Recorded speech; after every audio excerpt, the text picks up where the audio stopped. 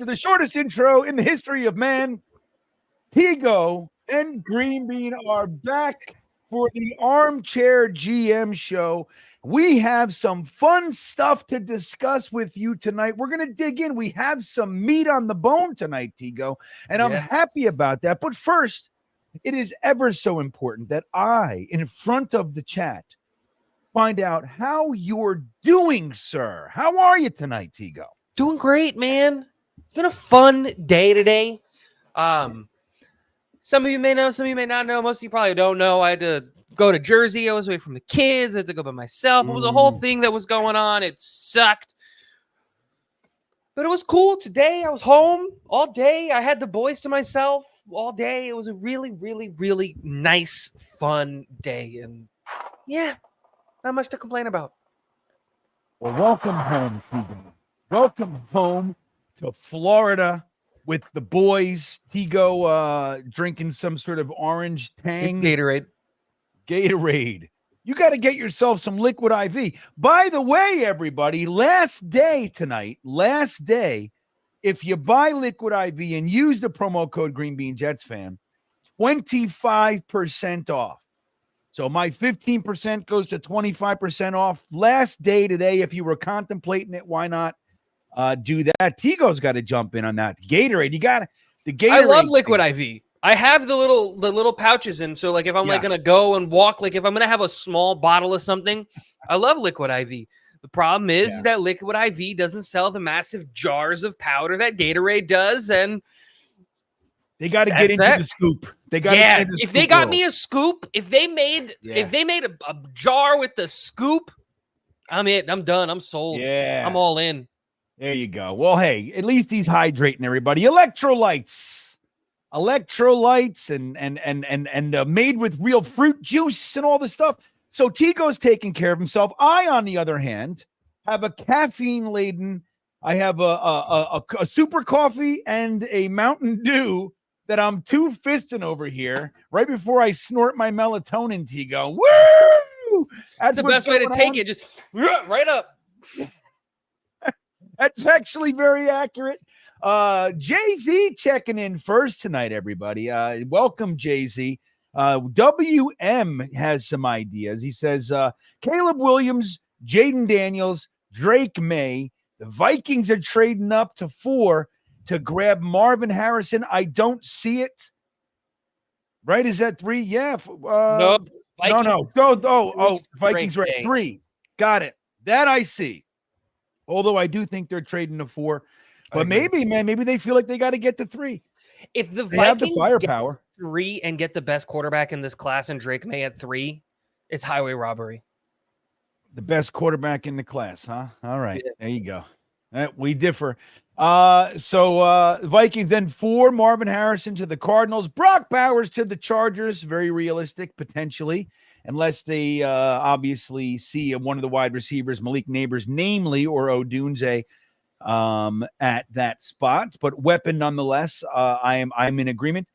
6, Joe Alt to the Giants. I don't see that. I think that the Giants are going, if they don't go quarterback, JJ McCarthy, even in this scenario, I think the Giants are taking a wide receiver for sure. But I could be wrong. Who knows? But good stuff, WM. Talking Jets is here. Hey, how you doing? That might be me. Yeah, it definitely is me. That's what here I am. I'm agreeing with myself. See, look at that. Very, very crazy. Agreeing with yourself. I'm consistent these days. I'll tell you. Rusty Spooner's back. What's up? What's up with you, Tigo? He's saying hello. Green fam saying hello to the chat. Trade back 10th, hopefully 2 times in the first. Get Graham Barton, Jordan Morgan, and BB. So you want to just shore up the interior there. Morgan might stick at tackle, but I think I'm not so sure. Barton's an interior. And solidify our wall, then get weapons and stuff. Rusty Spooner, I love you. And that wouldn't be if we came away with that, I wouldn't be complaining. Not necessarily the way I might do it, but Dakota's here. Look at that guy. TD sucks. Real talk. Who's TD? He's part of the AFC East round table that oh right, yeah, TD FinFan, that guy, yeah, that guy's an idiot. yeah, but hey, all Dolphins fans are idiots, so he just fucking falls right in. Harry's here. Hello, my Jets family. Woody and Salah had. I know we're going to talk about that a little bit tonight. My buddy Matthias Simon's in the house. Phil is back. Trade up for neighbors. Look at that. He's got the whole different thing. You know what's funny? And I'm going to say this, and I'd love your opinion, Tigo. For me, as a GM, I pay attention to trends. I know there's people out there like, you can't judge this player by all the other players that came out of his school at the position. Fair, but I don't think you discount certain things right now. That doesn't necessarily apply to the player Marvin Harrison in this instance. But what does is many, many years consist, maybe not all they consider, but if you lumped up the past like 10 years, 15 years of drafts, and you look at the top wide receiver that everybody says is the guy, whether it's Corey Davis, whether it's Sammy Watkins, whether it's Jerry Jeudy or Henry Ruggs, you look at the guy that everybody thinks is the guy, and it's not always the case. You know what I mean? Like you think this is the slam dunk, and these guys are good. Justin Jefferson's good. CeeDee Lamb is good, but Jerry Jeudy, I fear Marvin Harrison, not that he's not going to be good. I don't think there's any chance he's not going to be good, but I wouldn't be surprised to see Malik Neighbors end up having a stronger career, especially as I watch him more. I've been digging into Malik Neighbors this week. And Odunze, by the way, a little bit deeper. And I'm telling you, man, I love those guys. And I wouldn't be surprised, man. How do you feel about that? You feel like this is the year that our consensus number one wideout is the guy? Yeah. I think when you look back, I think a lot of those classes were, I think people try to find the buzzword. You know what I mean? It's everyone trying to find it's trying to make the draft every year marketable. And, oh my gosh, look at this guy. He's the best thing since sliced bread. And it's the reason I don't like when people use the word generational, because I feel like they throw it around way too often. They throw the word generational around way too often. They gave it to, Kyle Pitts, and he wasn't generational. They gave it to Trevor Lawrence, and I didn't have him as a generational tag. Like, they throw it around too much. And this is not a dig on Malik Neighbors, because Malik Neighbors, if Marvin Harrison didn't exist, Malik Neighbors in the past 5 or 6 wide receiver classes is wide receiver 1. The problem is that he's in a class with a guy who's truly generational. And I think Neighbors is closer to Marvin Harrison than people think. But yeah, I just ultimately it's where they end up, right? I think that's going to be the biggest thing that happens. If Marvin Harrison ends up in Arizona, Arizona's not the best built team right now. And while he is one of those players that's slated or looks like he can be good, irrelevant of the quarterback, the system that you're in is going to hamstring you just as much as whatever's happening. So I think destination matters, but I have never seen a player as good as Marvin Harrison ever in terms of like scouting, like for the draft. Like I've never seen someone be so good at everything that you need from a wide receiver. And Neighbors is right there with him. That's what I'm saying. I just think that Neighbors has some things that he's not great at, like that he's just not good at. And I don't think there's a single thing you can say about Marvin Harrison when it comes to that. He's not excellent at everything. He's just good at everything. Your point that I like the most is that it depends on where they go, right? If you have poor quarterback play, if you have a disjointed offensive scheme, whatever it might be, it can definitely impact the output of the player. Like, so if Garrett Wilson was on the Niners, or if Garrett Wilson was playing with Lamar Jackson, or, you know what I mean? What could he be doing right now? Instead of, look what he's been pulling together, scraping off the bottom of the barrel here 2 consecutive 1,000-yard seasons. If he was playing with Justin Herbert, gosh, what would he be doing? 1,500, hundred. Like again, like what would happen if he was just on an average offense? It's like 2,000 yards easily. Yeah.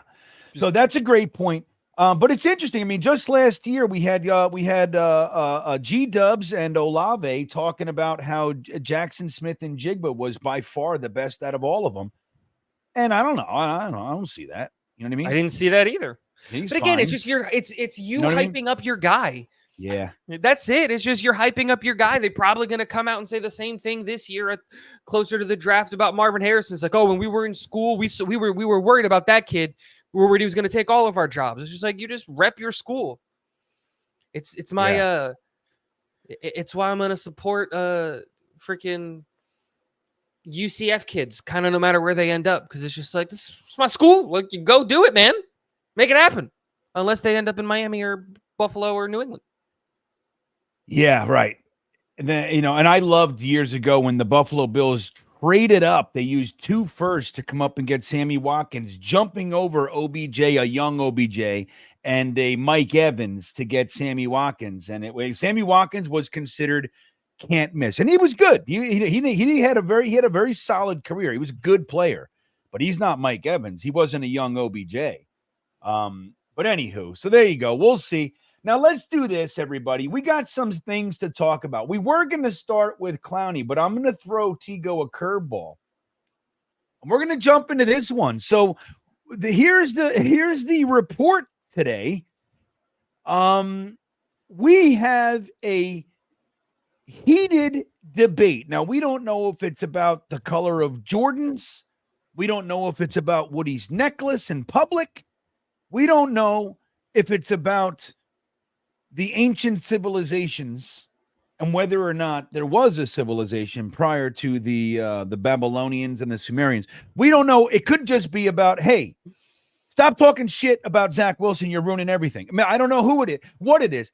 But either way, it's been reported that Robert Saleh and Woody Johnson, so our head coach and our owner, got into a heated debate in public. And that Robert Saleh had to take a commercial flight home. Woody said, hey, no, you're not getting on my jet. I'm still angry. I'm upset with you. You're going to take Southwest. You're going to go Spirit, and you're going to pay for your carry-on, your luggage, and your personal item. And God forbid you want pretzels. That'll be $3.50, please, Adam. Spirit.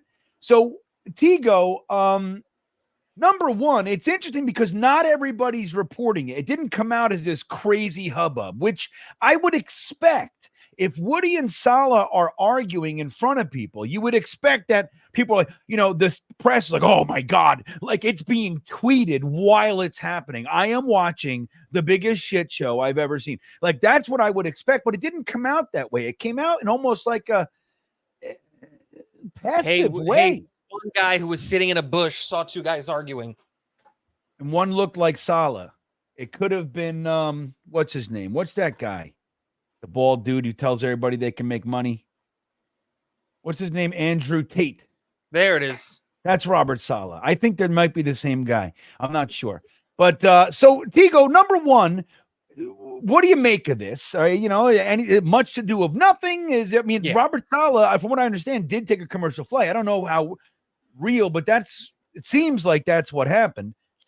I have not, other than them arguing, I haven't been able to confirm or find anything like that says he took a commercial flight home, that that was originally the plan, that wasn't the plan. And that's like me trying to message people who are like connected to the building and trying to find like people who would know, like who should know, they don't know.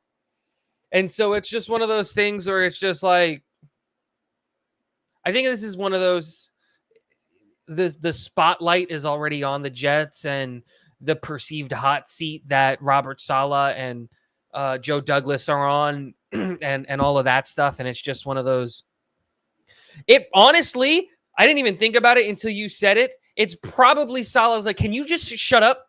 Can you stop? Can you just Please. stop? Dude, like, we're trying to trade Zach Wilson, and you go out here and you're publicly saying that he's a piece of crap. We know. Everybody knows. Right. You don't need to say it. Yeah. We're trying to get a broken jugs machine for the kid. Can you just, we'll fix it. I'll fix it. Right. But they're not even willing to give us a broken jugs machine. Can you just shut up? Yeah. Can you just be rich? And Tigo, like, relax. The rumor is that Woody Johnson was half in the bag when he made the comments about Zach Wilson, no backup quarterback, the rocks in the dirt, the guard, a guard, 2 tackles, another guard, wide receiver. What do we really need? The rumor is Woody had maybe one too many that night too. So maybe somebody should be, you know how Salah has a get back coach? Yeah. Maybe we need a handler for Woody, right? Like he's somebody that just whispers in his ear, like, Shut up. You're being an asshole. Stop it. Like, it's one of those things of like, I've never really been one of those Woody needs to sell the team people. No. Right? Because it always feels like one of those.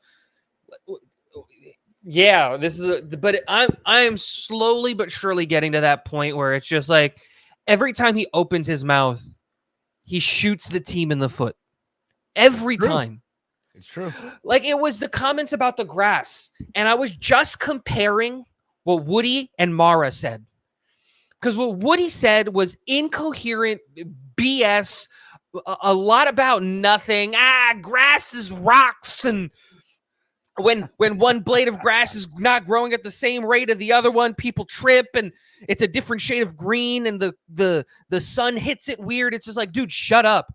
But then Mara came out and he was talking about the grass and he was like, well, we're going to get the grass for the World Cup, but that's going to be a different grass than what's traditionally used for football. And the problem right now is that we want to put grass in, but there's 2 teams sharing a stadium. And with how many back-to-back games and how many events we have at the stadium during the year, it really makes it really difficult for the end of the year for you to tell me that we're going to have not just a mud bowl. And I was like, that's an owner.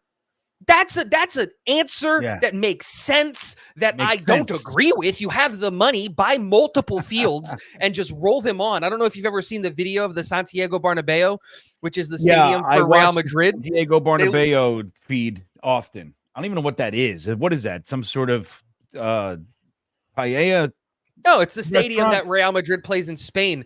They have 3 sets of the pitch that live underneath the stadium, so they can roll it out. They can have back-to-back games, and it'll always be fresh grass because they have 3 versions of it that just sit underneath the stadium so that they can take care of it. And it's just like, yeah, it's aggravating.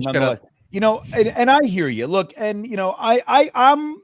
It's a weird thing because I have found myself defending Woody, right? And I don't particularly love Woody Johnson, right? Like, but it's like a weird thing that happens with like the extreme arguments. You find yourself, if you're in the middle, then you're on the other side. You know what I mean? Yep. And if you're not with me, you're against me. And, you know, as Obi-Wan Kenobi would say, only a Sith speaks in absolutes. And I subscribe to that. So I'm usually in the middle a lot, like, you know, but it's like with Woody, it's a very consistent thing that I could see arguing with an owner like that. You know, I mean, you know, you spend 3, 4, 5 years with somebody and you finally just go, dude, can you stop? Can you please stop?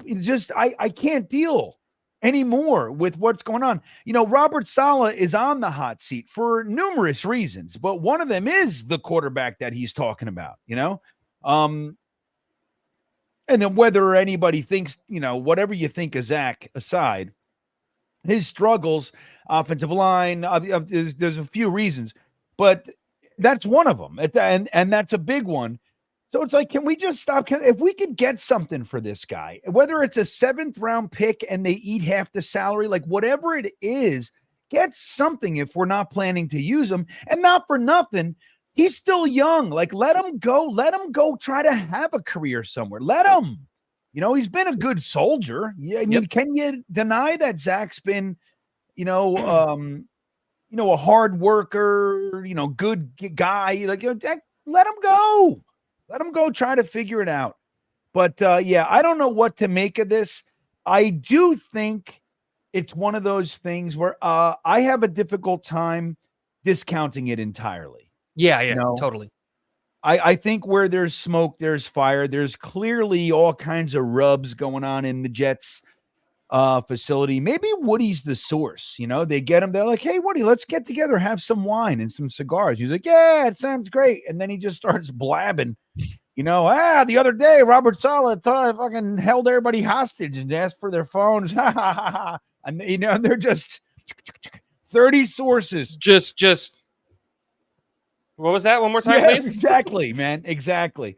Who knows, right? And they just can't contain him because he's a billionaire owner. What are you going to do? He's Band-Aids, dude. When it's a billionaire owner. It's a billionaire owner who inherited his, you know what I mean? It's just like, he's just an old kid in a candy shop. But what the candy shop that he's in is all of our lives as fans as Jets of the Jets. Yeah.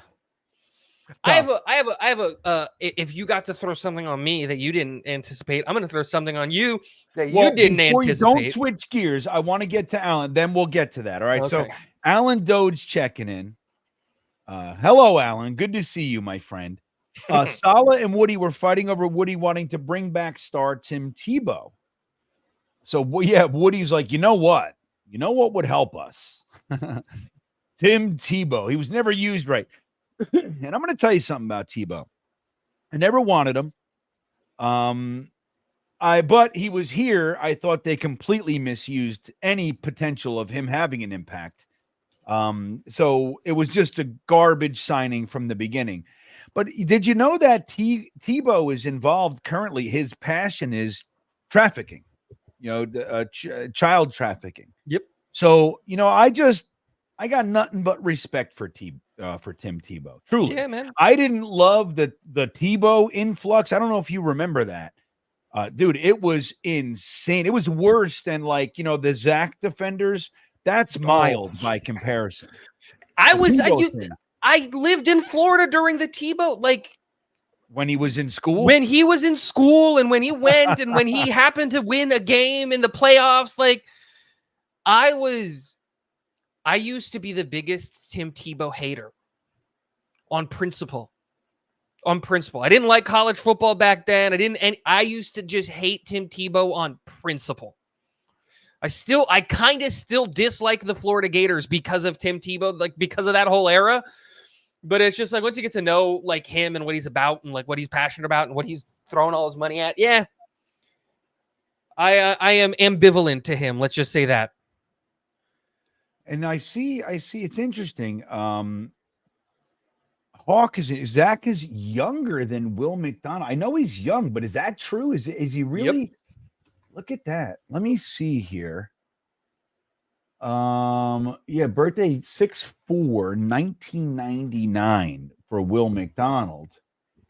Let's see Zachy Poo. Zod, as we like to refer to him. Zach Wilson. Let's see. So no. He's not. He's older by 3 months. So Will McDonald is 2 months younger than Zach, but still, the point remains. It's you know what I mean? Zach's young, dude. He's young. He can definitely scrape together a career. I think he's got some work to do. But yeah, either way, guys, the whole thing with Salah and Woody arguing, I don't know. I think Salah's probably at the point. It's just look, I'm on the hot seat. I'm playing the good soldier. I've absorbed thousands of bullets for this organization. You know what I mean? He just stands there every week and just takes it. You can see his face getting gaunt. And he's created an amazing defense. Our special teams are upper echelon. And our offense is just, look, it's on him. But he's done some really solid things here. If we had a quarterback or, an offensive line, whatever it might be, it's we have a lot of potential on the New York Jets. Excuse me. But I'm sure he's just tiring of it, dude. Everybody wears thin. everybody wears thin. So he's just like, Woody, I just, you know what? Do me a favor. Shut your face. Just shut up, man. Just shut up. That's it. You don't need to be doing all this. Shut your face. Barney Miller checking in. Odds that Salah's gone before opening day. I mean, I don't know what those odds are, Barney, but I would say they're not zero. I would say zero. You're not going to fire the head coach. Why not? You're not going to fire the head coach with the Hall of Fame quarterback. And like, that's just, as long as Aaron is here, Robert Saleh's here. Well, you know what? Maybe Hawk is right, actually. If Will McDonald's June and Zach is August, and Zach, he's not younger then. So, yeah, he's 2 months older. Will turn 24 first, 25 first. Yeah. So, I mean, either way, they're close. I think the point remains. The point is still valid, Yeah. It's just not exactly correct. Boom. But blindside question that you weren't anticipating because no one really cares except for me. Were you following at all the rugby kid that was thinking about coming to the NFL and was meeting with the Jets and the Chiefs and the Browns? Give me his name. Louis Rees-Zammit. Nope. No, yeah. Never mind then. It's not gonna matter. He signed with the Chiefs today. I was just curious. I was just curious. I would love to give him a leagueman deal just to see, because like those rugby cats are built different, but like. Well, look, Donnie Alford was checking it out, Tigo. He says, name to watch Luis Rees-Zammit from the International Player Pathway. Kid had the rugby world at his feet, might have a shot more long-term here in Wales. You're in Wales, Donnie. Okay. Was a shock to see him leave. Well, we've seen players come from other, whether it's, Lachlan Edwards from the Australian Football League. And then we had the guy here, I forget his name, a couple years back, playing wide receiver, like running back or something. They haven't really panned out for us. They get a free roster spot for him, so why not? But I don't know. It's a tough transition. Go, from a different sport to the highest level of, American football. It's, it's not easy. It's not an easy thing. But I don't know. For a kid his size and how athletic he is, because I'm a big fan of sports. So like I watch rugby. I don't fully understand the rules, and that's mainly because of the accents of the broadcasters. That's a joke, but he was kind of perfectly built to be this Cordero Patterson, but stronger and younger, 6'3", 200 pounds, can play running back, can play wide receiver, like that kind of thing. So it was real. I was just curious to be like, kid was dominating in rugby. So I'm excited to see what he turns into, just because like, I think these stories are really cool. Yeah, no, I agree. It just hasn't panned out, Nope. So I have a difficult time getting excited for these guys. But he's with the Chiefs. So there it is. Now let's get into our next thing. So Salah and Woody arguing. We don't know what it'll be. I mean, if Woody gets a hair up his ass and just goes, you know what? You're fired. Then we got maybe Ulbricht, maybe Middleton. Who knows? But so let's get into the next thing. Big news today, guys. Big news.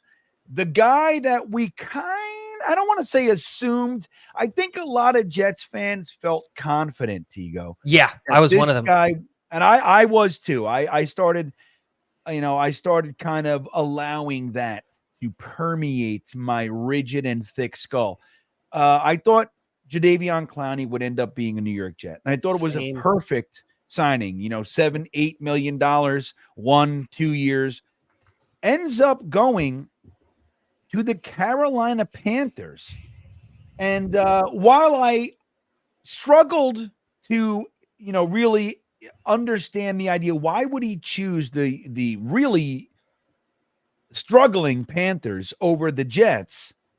You see why. It's a 2-year, $24 million contract. So no matter what we were offering him, that's definitely more. Yep. So you got to, I mean, look, the whole ring chasing thing that he's been doing for X amount of years, it looks like maybe, just maybe, he said, you know what?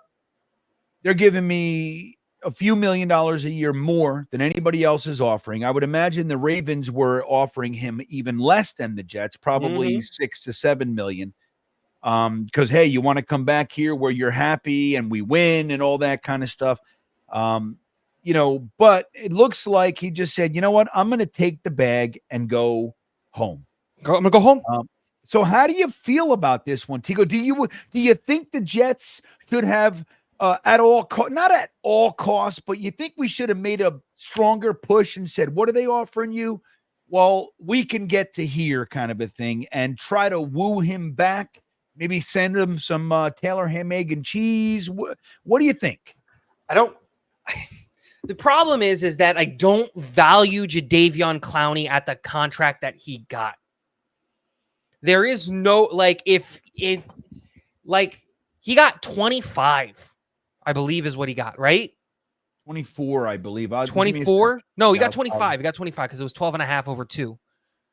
Whatever it is, I was like, give him 15 over 2. So that it's 6.5 this year, 6.5 that year, or like 7.5 this year, 7.5 that year. I was in that range of give him 13, give him 15, align him with Aaron Rodgers and say, hey, come here, let's go win a ring and come be a part of the best edge room in the NFL, or like just the best defensive line room in the NFL. And I thought that was more than good enough of a value for him. And I don't see how, if you're the Jets, you can justify one, going up to 12.5, because you can't, and how you can beat him going home. He's from South Carolina.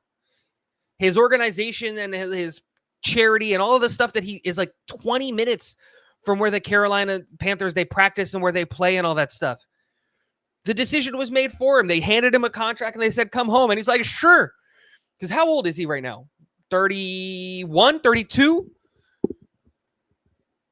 You are muted. You're right. God bless you. So, yeah. Thank you. And again, so it's just like he just went home. It's one of those things where I don't see how you're going to be able to compete with that number. It's just not 31. Realistic. 31 years old. And it says here 2 years, 20 million, but I saw 20. All right. I thought it was max 25. Value of 24. So there's some incentives in there. So yeah. Even if it was 10, I would imagine the Jets were capped around 8. That's kind of what I had 7. Yeah, 7, I had 8. 7 as the cap. I was like, 7, you could push me for 7.5, because like he is very clearly, at least in my opinion, probably the best of the remaining edges that don't have like a massive question mark in terms of like, are they about to fall off a cliff or are they coming off of an injury? He's kind of one of the remaining guys that isn't like that. Like, so it's just, yeah, I would have loved to have brought him in, but at this point, like, Bud Dupree's going to cost you $3 million. Just go get him. You're not looking for edge 1. You're not even looking for edge 2 or 3. You're looking for edge 4. That's what you're looking for. He was supposed to be the guy that was going to, like, hey, on running downs when JFM is a little tired because you just ran a NASCAR package on 3rd down or whatever, like, send him in. That's what you're looking for. You're not looking for your 10.5 sack guy. You hope you have that with Jermaine Johnson. So, yeah, I mean, we need that other guy, but I don't like Bud Dupree all that much. I would rather he was the first name that came to my head. Yeah. I mean, you're not alone. I would rather Yannick Ngakoue if it's if I have to pivot. I'm cool with that. I'm so cool with that. If I have to pivot, that's the pivot. That's the direction I'm going. But yeah, I mean, I think it's a bummer.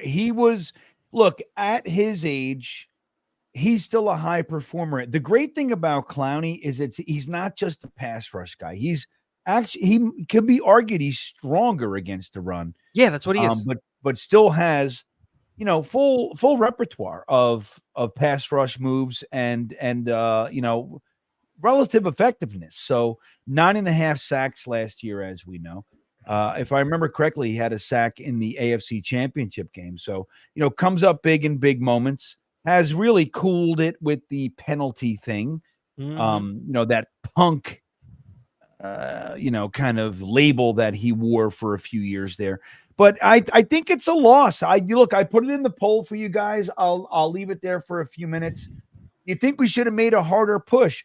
I would have made as strong of a push as I thought was realistic. I'm not going to pay him, anywhere near what I could have paid to Bryce Huff to keep him here. I'm not doing it. No. So, and not to say anywhere close. Yeah, 12 million and 17 there's a wide gap between them. But still, I think getting Clowney for the $7-8 million range would have been, a no-brainer. A home run, yeah, it would have been home run. 12 mil, I don't know. So let him go. He goes to the Panthers. I think Jeremy said it perfectly. Carolina just needs to field an NFL level roster, and the only way that they're going to convince people to go to Carolina is to throw money at. Yeah, is throw money at them. They're paying the Carolina tax. We used to have the Jets tax, hence look at the CJ Mosley contract, right? That was a Jets tax contract. Oh, no doubt. McCagnon blew the doors off the joint. He was $5 million over the highest paid linebacker at that time. $5 million, not one, not 2.3, $5 million a year over the going rate for the top linebackers at that time. Now it's worked out for us, in my opinion. I love CJ Mosley. I love CJ Mosley. Love him. But Jets tax at its finest. We don't have a Jets tax anymore, but I'm telling you, we thought, Tigo, we thought we were going into this offseason and we were going to have to pay the Jets tax. That's clearly not what's happened. You look at guys like Tyron Smith or Mike Williams, whoever, Javon Kinlaw, all the guys. The contracts that Joe Douglas has put together are wonderful. Now people say, it's because of injury. Maybe. But Tyron Smith could have hung out until training camp. He could have just relaxed, cooled his jets. Someone's going down in training camp, and then they'll do the same thing that we did with Dwayne Brown, right? Yeah. Dwayne Brown? Yep. I'm already forgetting his name. It's weird. It's already happening. We saw him on the field for half of a play. And then when he was on the field, he was playing with one arm. Yeah. Yeah.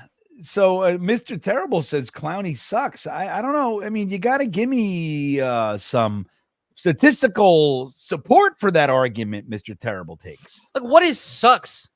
That's my thing that I always hate with the comments like that is just like, yeah, he's not JJ Watt.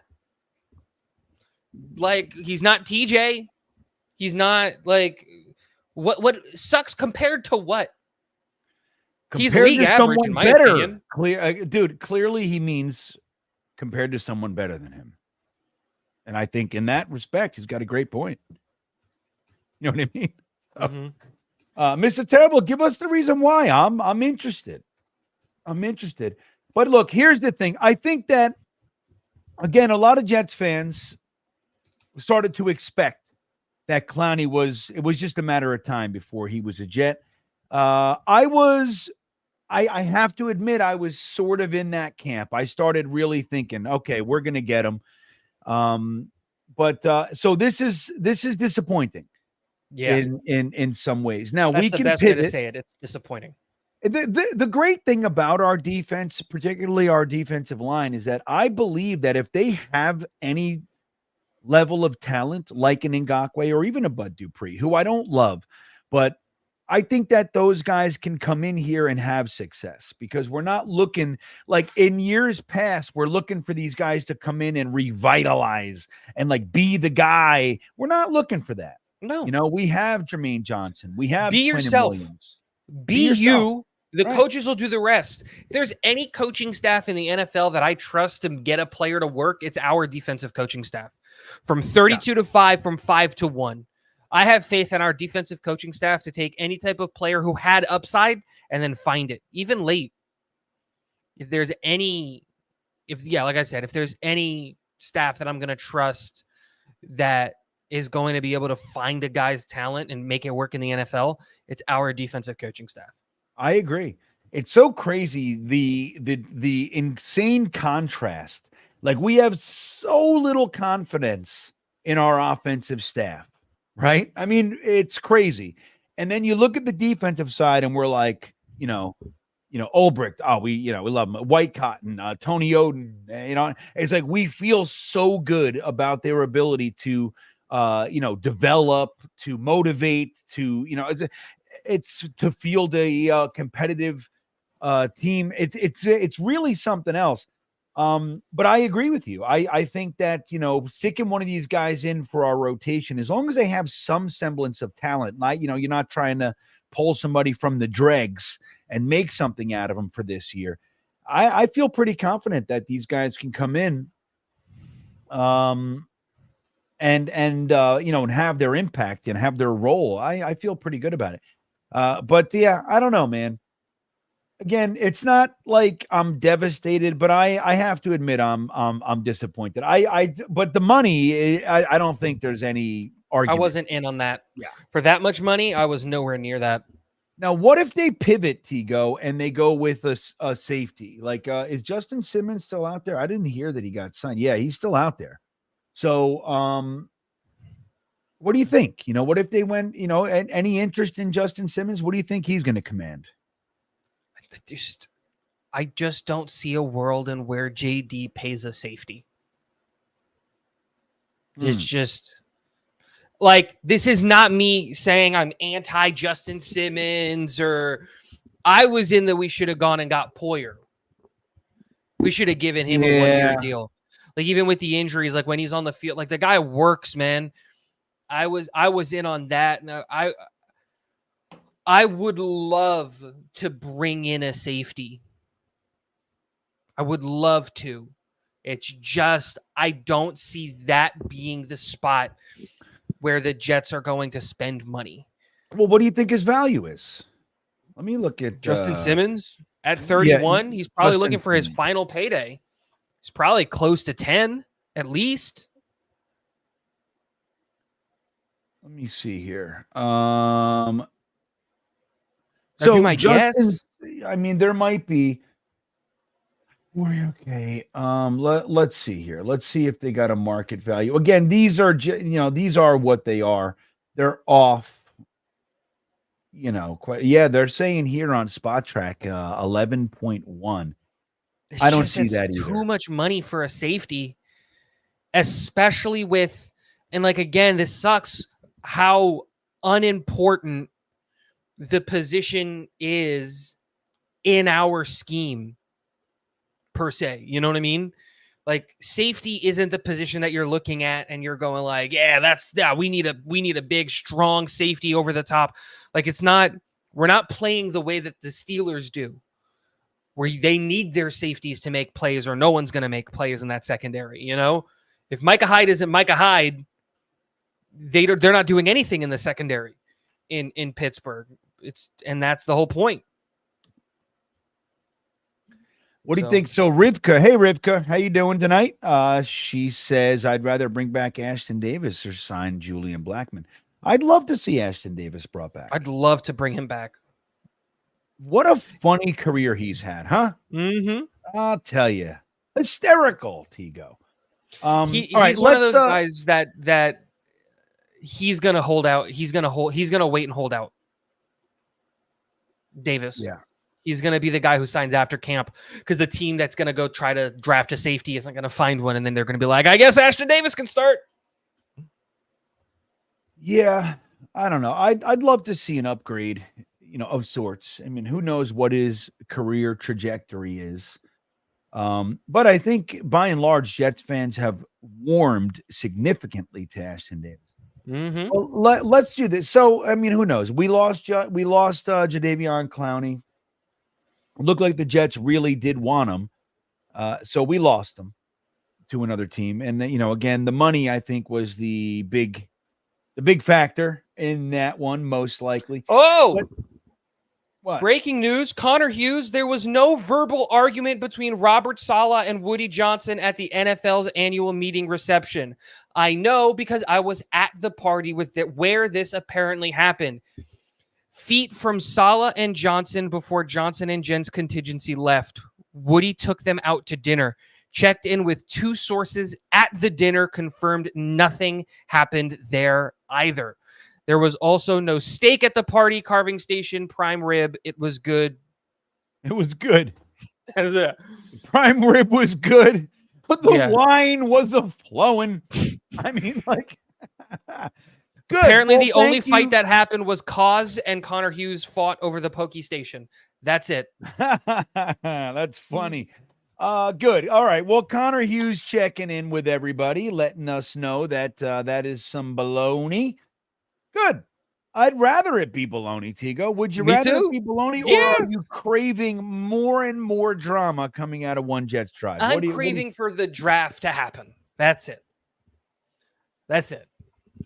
I'm trying to win the lotto before the draft happens so that I can be at the draft party. And other than that, I'm not craving. I don't want a single news story coming out of Florham Park. Nothing. Are you playing the lotto, Tigo? That's the thing. All right, then. You're in it. I throw a couple bucks every once in a while. Right. You got to be in it to win it, everybody. So if Tigo wins it, you heard it here first. He's giving everybody a little something. Yeah, a little something. 1 plate of wings for everybody. No. Everybody gets 1 wing that they have to share with somebody else. How much for 1 rib? Remember that? Do you know that one, Chris Rock? How much for 1 rib? Guys, we don't sell 1 rib. And then he finally goes, all right, I'll sell you a rib. And he goes, you got change for 100? That's a good one. Anyway, okay, well, look, that's good. Right during our show, we get confirmation from Connor Hughes. He was at the dinner that they're talking about, the meeting. He says there was nothing there. Robert Saleh and Woody always wrestle on the floor. That's what they do. It's nothing out of the normal. All right, so I like that. That's good news. Sam Aiken checking in. Clowney is a walking injury report. Is that accurate? Let me see. Let's see. I wouldn't say he's a walking injury report, but he misses time. But he's also hasn't been a starter for a while now. Let's see. Let me see here. All right. Well, 17 games last year, 12 games the year before, 14 games the year before, 8 games the year before, 13 games the year before, 15 games the year before. He's been hurt, but other than 2020, he didn't miss a bunch of time. Yeah, compared to Tyron Smith, this guy's Iron Man. So I don't know. I mean, it's a concern, Sam, especially, as they get older, right? But our rotation is kind of geared toward extension of guys' careers, their stamina, all that kind of stuff gets impacted positively by the rotation. Yep. Brian Bourne checking in. Hey, Brian. So which worthy edges are still in free agency? Well, we mentioned a couple. There's Bud Dupree, Yannick Ngakoue are still out there. We just signed Holmes, I think. Mm-hmm. Not somebody that you want to, all of a sudden kind of close the doors on re-signings or anything like that. But we do. Kyle Van Noy, if we want to go after another Raven, is a guy that I would at least look at. Emmanuel Ogba is another one of those guys that I would look at. Ogba, okay. Randy Gregory, see if you can find something out of his broken and mangled body at 32, 33 years old. Carl Lawson is still out there, Brian. Carl Lawson is still out there. Randy Gregory. Calais Campbell, he's not. Jerry Hughes. I got some old fellas. Bruce Irvin, if we want to just go and get the old guy, 38 years old, still available. Right. Shaq Lawson. We've had him. He's out there. Henry Anderson. Get out of town. Really? He's still floating around? I mean, he's only 32. Jesus. I thought he was like a million. I thought he was much, much older. to be honest with you. Bradley and I is still floating around. Who knows if he can makes always it bring back. him back. Yeah, it's crazy because I really like Bradley and I, but he hasn't done much. If you can't do it here, it's like, if you can make it here, you can make it anywhere. If you can't do it here, you can't. With this coaching staff? Right, that's what I mean. And this defensive scheme, rotation, staff. I gotta say it, as we've talked about many times, this defense being built to play with a lead, that whole set your ass on fire, so to speak. It's unfortunate that we haven't really seen that in many instances. A couple times, a little sprinkle. But man, oh man, it's going to be exciting if that does come to pass. It's going to be really something to behold, because we have been playing against the way that we're built. Like we're built to take advantage of that and just kind of pin our ears back and take care of the quarterback and let him know who's boss. And we haven't been able to do that. It's unfortunate. So maybe this year we can see that. I think currently right now, Brian, I would say if we're going to go that route, Ngakoue is the guy for me. And let's look at this. So he's 28 still. Holy shit. He's another one. I just feel like he's been around forever. He has. He's only 29. Says, let's see. 7 years? That's it? What? I don't know what's happening. Time isn't real, Tigo. I must get that point across. 2016 draft. He's 28 years and 4 days old. Happy birthday, Yannick Ngakoue. Is it today? No, 4 days ago. Oh.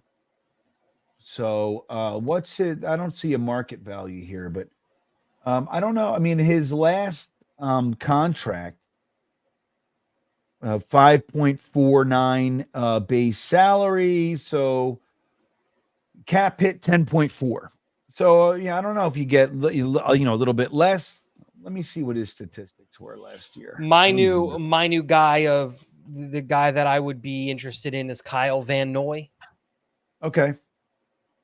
Well, real quick, Yannick Ngakoue played 706 snaps. He had 8 sacks, 23 tackles, 20 of which were solo, 4 forced fumbles, and an interception. Not bad.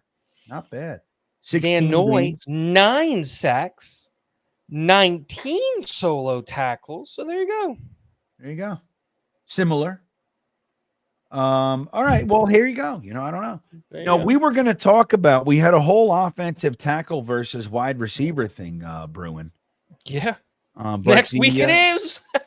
Well, we'll see if it's even relevant. The Jets might just come out. Woody might say, "We're taking a tight end." That kid from Georgia. Yeah, I already bought him a house that we really like. Hear my Woody voice. Sorry, everybody. My Woody voice. Did Van Noy officially retire? Who's saying that? Rivka? Rivka knows stuff. Where is she?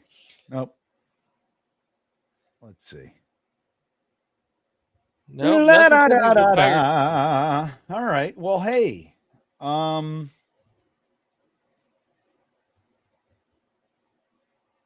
Well, yeah, and this is theoretically the Jets. Hey, Rivka, I don't know. I think I might have said hello, but hello again. Theoretically, could the Jets play McDonald 50% of the snaps and go with a 4-man edge rotation? Yeah, theoretically, yeah, absolutely. Especially if we're playing with a lead. It would be great to see him get increased to those Bryce Huff numbers of that high 40%. For what was he, 49%? No, he wasn't that close to 50. I thought it was like 40. I thought it was like 46, 45. I don't remember. All right. But yeah, that's the whole plan. Like I said, when I was thinking about signing an edge, it was not because I wanted a guy to come in and eat up snaps. I wanted a 4-man rotation. Yeah. That's it. I wanted to be 4-man deep. And the reality is that I don't know what Michael Clemens is. Yeah, so he played 42%. Right around in there. 2023. That'd be perfect. If JJ plays 60 and Will McDonald plays 40, that's perfect. And so what you need to do is to find someone to play the 40% that to JFM 60. That's it. That's what we're looking for. Because the reality is right now is if JFM is playing 60 and JJ is playing 60, Will McDonald has 40% of the snaps that he can play. This math. Who's the other 40 going to? Because it sure as hell can't be Michael Clemens. So, I don't think I like Michael Clemens. But not at 40% of the snaps. 60%, right? Is that what you're saying? 65 plus? I'm saying 62, 65 snaps all year. I'm kidding. Again, I just don't know what Clemens is. That's the whole thing. It's hard. Because last year he tried to put on weight to play more inside and he slowed down. Yeah. I don't know if you guys follow him on Instagram as much as I thought they would. Yeah. You know? And I don't know if you follow him on Instagram. He's slimmed down a bunch this offseason. So he's looking powerful and fast again. So maybe he's trying to get back on the outside. It's this weird kind of, what is he? Like, we just don't know. He lives in this weird JFM type world where he's not big enough to be inside. He's not slender or fast enough to be outside. And he kind of needs to pick one. And if he picks one, he's not going to do it all that great. But you can't play both. It's weird. Yeah, you know what? It is weird. I like Michael Clemens, and I also like the personality thing. I didn't like that he chased the guy, into the I did hallway, but I did love when he was going to the Buffalo fans. Hey, F you. That was very much like the scene in the Dave Chappelle movie. What the hell was that called again? Mr. Happy, or what the hell was it called? But really funny, the Jim Brewer scene when he tells everybody to go F themselves when he's quitting his job at the record store. Oh, yeah. That was wonderful. It's wonderful. I think Michael Clemens, his humor is not appreciated enough because he's so dry. The human Michael Clemens, I love the human that is Michael Clemens, because I think every team, every sport, every group needs to have that guy who does not care. Like every group needs a guy who's ready to go to jail that night. Yeah. No, I agree. Yeah. Like when I went to Jersey, why I was in Jersey, right? That was me. I almost had to fight somebody at this thing because they wouldn't let my cousin get his way. And it's just like, dude, that's his dad. Like, I'm ready to go to jail right now. I don't even like New Jersey. They can kick me out of the state. Like, come on. And so, yeah. Yeah, you need that. You need the enforcer, we like to call that. The enforcer. The guy you send out when physical is needed. Yeah, you just need a goon. Right, we need a goon. You just need a fourth-line winger who can just drop the gloves, grab a guy by the collar, and just wail on him. Yeah. Shawnee Rock saying he's a disappointment. Well, he's a fourth-round pick. Fifth round. I wouldn't say he's a disappointment. I think where the disappointment comes in is that his rookie year was a little bit better than a lot of people expected. So therefore we expected an increase in production. We didn't really see that, but we did see an increase in volatile moments from Clemens. Here's what I'll say. I think we need to cut the shit with walking into opening day of training camp with either riding a skateboard or walking in with your shirt off and a bat made of spikes. If we just stop that, I think we're going to be all right, Tigo. That's what I think. But anyway, it's going to be interesting to see how the Jets pivot from Clowney. I am glad to hear that it sounds like the Woody Salah argument thing is at minimum overblown, which is nice. I want to believe that they sit around on Sunday nights and sing Kumbaya around a fire. That's what I want to believe. I will say this to close it out, because Connor Hughes made a great point about this, about why we shouldn't have believed this story, because he said Robert Saleh's been grilled after gut-wrenching losses on the podium with fastball after fastball these last 3 years, and never once has he lost his cool. He receives justified criticism for a lot, but he always keeps his composure publicly. Now, do you guys really think that that guy is going to blow up at the owner's meeting? At the owner's meeting, at the owner of his team, at a party filled with every GM, head coach, and owner in the NFL, right. Along with every reporter covering those teams? Like, That's a good point. Like, right, here's where I'm going to do it. Yeah. If I am getting fired in front of everybody, look at me. I'm a volatile, crazy person. I will say this. We're going to end on this. I see a lot of comments about Salah dyeing his beard. But here's the problem I have with that. I'm not saying he is or he isn't, but does anybody know what his hair is? Yeah, there is. There's a picture of him in college. He has hair. It's jet black. No, did you see? No, I saw a picture in college. It's like fading. It's like, well, yeah, the hair's going, but it's black. It's going in his early 20s, dude. So, I mean, when someone can confirm what his flowing locks looked like, whatever phase, I mean, he's Middle Eastern, generally speaking, dark hair, right? So maybe that's his hair color, for God's sake. Why do we jump to conclusions because it's so black? Do you think I dye my beard? Which, by the way, I still get those questions. They have lessened. Like, why do you dye your beard white? I'm like, because I'm a complete idiot. That's why. I think that's his beard. You know what, though? I'm all about starting a conspiracy for no reason. So let's do it. Beardgate. Robert Salah's dyeing his beard black. Well, even though there's pictures of him in college with goatees that are also jet black, it's all photoshopped. It's all Photoshop. It's all a conspiracy. He's trying to promote himself as being young. He's actually 79 years old, which is why he runs up the stairs. Woo! Okay. It's a permanent marker. Rusty Spooner, he draws it on. Last comment of the night, just for clarification's sake. Lawrence Taylor used crack, not powder cocaine. That is not entirely true. His drug of choice was crack. He'll snort himself some coke if that's what's going on. This is a fact. But you're not incorrect, Rusty.